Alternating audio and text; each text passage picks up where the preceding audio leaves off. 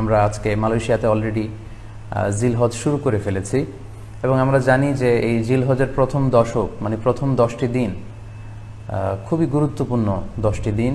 আল্লাহ তাআলার কাছে খুবই পছন্দনীয় এই 10 দিনের আমলগুলো, এমনকি জেহাদের চাইতেও বেশি হাদিসে এসেছে। এবং কালামুল্লাহ মাজিদে আল কোরআন আল কারিমে আল্লাহ তাআলা এই জিলহজের প্রথম 10 দিনের শপথ করেছেন।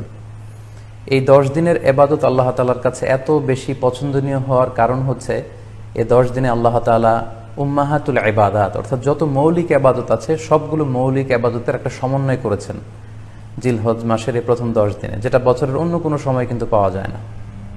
কারণ এই 10 দিনের ভেতরে সালাত আছে, নফল সিয়াম আছে, সাদাকা আছে, কুরবানি আছে, হজের প্রসঙ্গটা আছে, যেটা বছরের অন্য কখনো এরকম উম্মাহাতুল ইবাদাত অর্থাৎ যত মৌলিক আবাদত আছে সব মৌলিক আবাদতের কম্বিনেশন সমন্বয় বছরের কোনো সময় কিন্তু আসলে হয় না, যেটা হয়ে থাকে জিলহজ মাসের প্রথম এই 10 দিনের ভেতর। এজন্য এই 10 দিনের ইবাদত আল্লাহ তাআলার কাছে অত্যন্ত বেশি প্রিয়।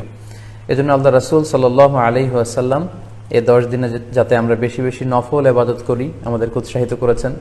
পাশাপাশি আমরা যেন বেশি বেশি তাহমিদ, তাহলিল, তাকবীর দিয়ে এই 10টি দিনকে মুখরিত করে রাখি, এজন্য তিনি আমাদেরকে আদেশ করেছেন।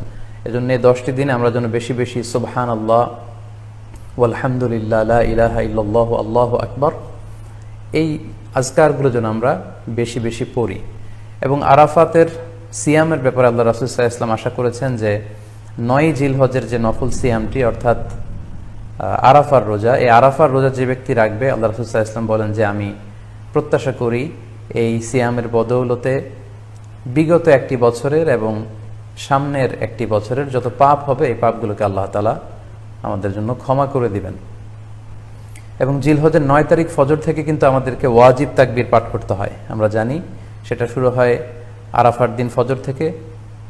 9 তারিখ ফজর থেকে শুরু করে 13 তারিখ আসর পর্যন্ত এই তাকবীরগুলো প্রত্যেক সালাতের পরে পড়া আমাদের জন্য আবশ্যক। আমরা যেন এই নফল আজকারগুলো, এই নফল তাকবীরগুলো যাতে আমরা বেশি বেশি করে দেই। এবং যারা কুরবানি করার জন্য ইচ্ছা পোষণ করেছেন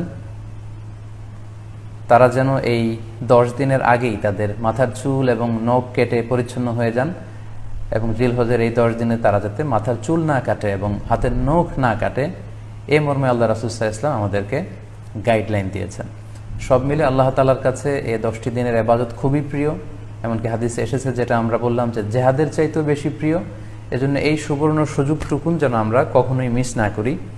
তাই আমাদের সাধ্যমতো আমরা যেন বেশি বেশি নফল ইবাদত করি। আমরা যেন সুযোগ হলে পুরো 10 দিন ব্যাপী আমরা চাইলে নফল সিয়াম রাখতে পারি, আমরা বেশি বেশি কোরআন তেলাওয়াত করতে পারি। বিশেষ করে তাহমিদ, তাহলিল এবং তাকবীর, আলহামদুলিল্লাহ লা ইলাহা ইল্লাল্লাহ আল্লাহু আকবার, এই জিকিরগুলো, এই আজকারগুলো পড়ে পড়ে যেন আমরা এই 10টি দিনকে মুখরিত রাখি।